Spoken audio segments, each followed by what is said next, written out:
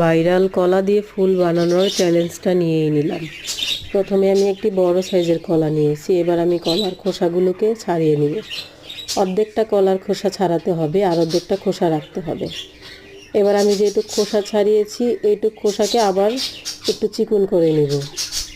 এই খোসাগুলো দিয়ে কলাটার পিছনের সাইডে ফুল বানানো হবে। চিকন করা হয়ে গেলে আমি একটা একটা করে হাতে নিয়ে এগুলোকে ধরে রাখবো সুন্দরভাবে। সবগুলো ধরে রেখে একটা কাঠি নেব। কাঠি নিয়ে পিছনে কাঠিটাকে আস্তে করে সবগুলো কলার খোসা একসাথে ধরে কাঠিটা লাগিয়ে দিব। কাঠিটা লাগালে কলার খোসাগুলো দিয়ে পিছনে একটা ফুল হয়ে গেল খুব সুন্দর মতো করে। এবার আমি অর্ধেক কলাটাকে মাঝখান থেকে সুন্দর করে